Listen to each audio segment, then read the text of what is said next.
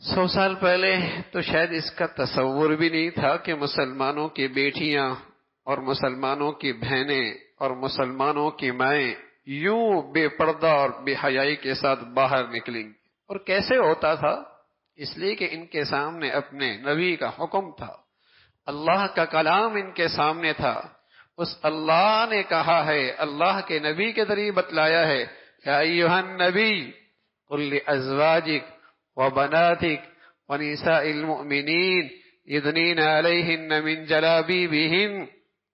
اے نبی، آپ اپنی بیویوں سے، اپنی بیٹیوں سے اور ایمان والی عورتوں سے کہہ دیجئے یہ اپنی اوڑنیاں جھکا لیں، جب انہیں باہر نکلنے کی ضرورت پڑے تو اپنے چہرے پہ پردہ ڈال کے نکلیں۔ یدنین علیہن من جلابیبہن ذالک ادنی ان یعرفن فلا یؤذین، یہ پہچان ہو جائے کہ یہ مسلمان آزاد عورتیں ہیں۔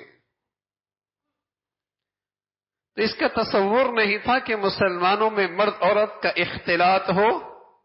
لیکن میں عرض کر رہا ہوں میرے عزیزو، جب قومی سطح پہ ان کے جلوس ہوں یا جلسے، ان کے مذہبی جلسے ہوں یا کچھ، جب وہ اس انداز سے مخلوط محافل قائم ہونے لگی تو پھر نئی نسل تو ایک قدم آگے بڑھ رہی،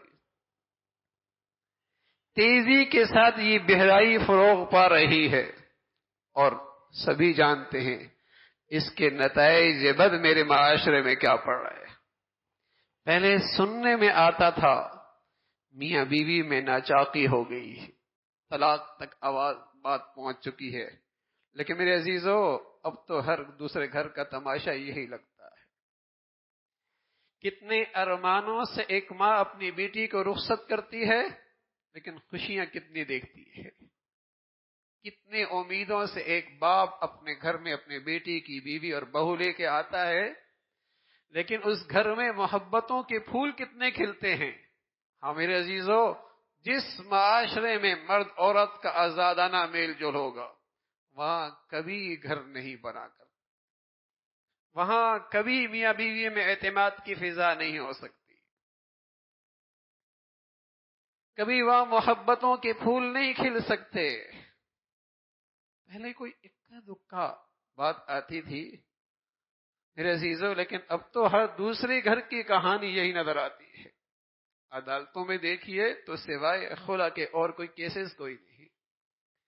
دارالافتاء میں جائیے تو ایسا لگتا ہے پوری قوم طلاق پہ آ چکی ہے،